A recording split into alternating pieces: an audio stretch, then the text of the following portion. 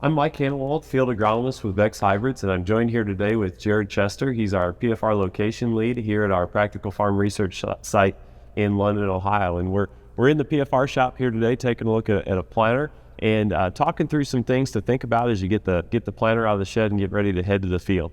You know, as we wrapped up planting season last spring, we probably all had a mental checklist in our head of things that we wanted to do and updates and changes we wanted to make to the planter.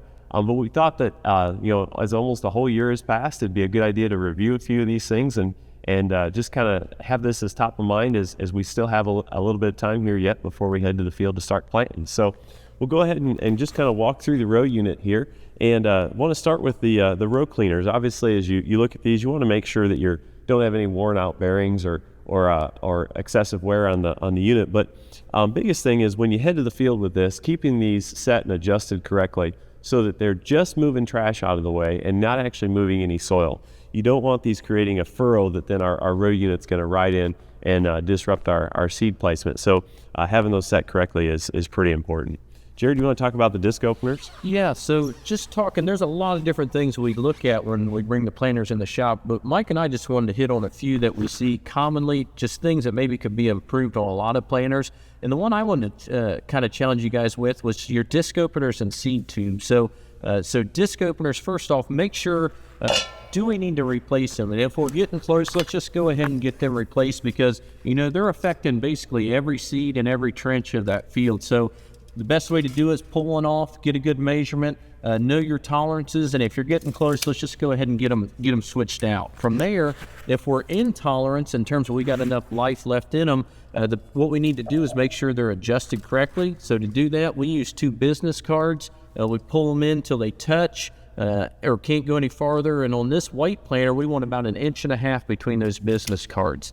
Another common thing that we do when we're actually looking at our disc openers and going through the planters and evaluating, especially if we need to change disc openers, a lot of times we see other problems that have formed already, and we see them in the seed tube. So you can see basically we had disc openers get too narrow on us, and the seed tube guard actually was rubbed down too far, and what happened was those disc openers actually rubbed a spot on that seed tube guard, and you can see we've got a slight dog ear. So every seed that rolls down that seed tube, it could potentially knock that seed around and affect our placement. So those are a couple things that we pay close attention to every year on the row unit.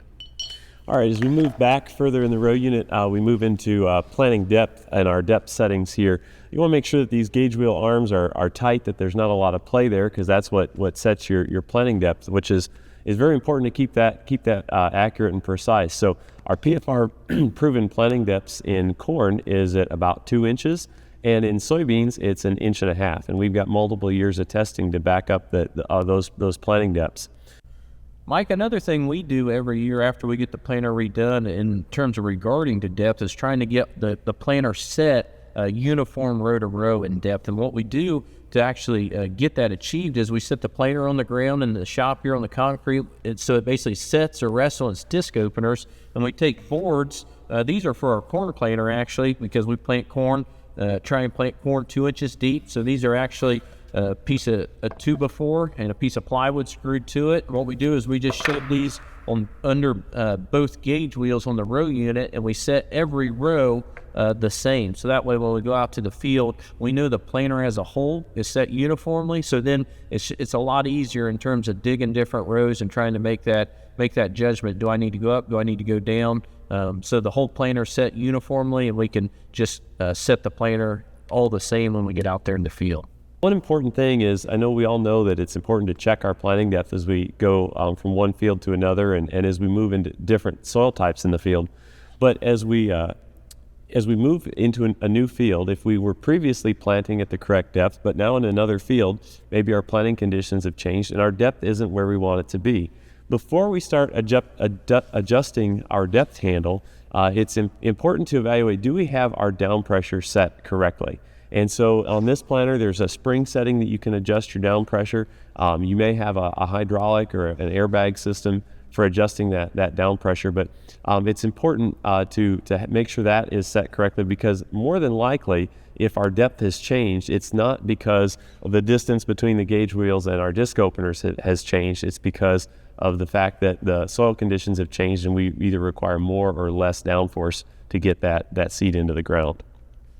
Last thing as we move to the back of the row unit here are our closing wheels. And it's important with these closing wheels to remember that they are closing wheels, not necessarily packing or firming wheels.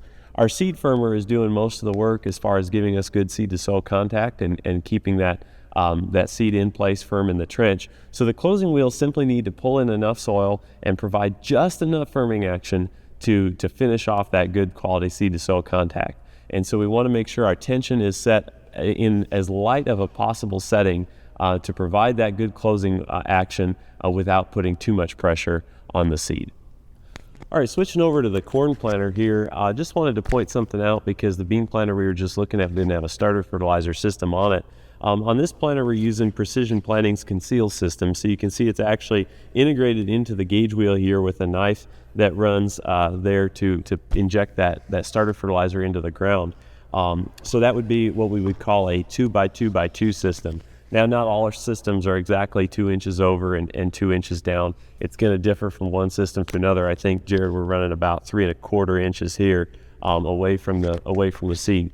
But I just wanted to point out the importance of taking some time to check and make sure that starter fertilizer truly is at least 2 inches away from the center of your seed trench. And that comes down to the salt content that's in that starter fertilizer. If you're using 28% or 1034O or some type of sulfur product, it's going to contain some salt content, and if we get that too close to the seed, we can actually potentially end up and injure the young seedling or injure the roots. And so we want to avoid that from happening. So just take the time to check and make sure that those units for that 2x2 fertilizer haven't shifted over time, and they're a minimum of at least 2 inches away from the seed.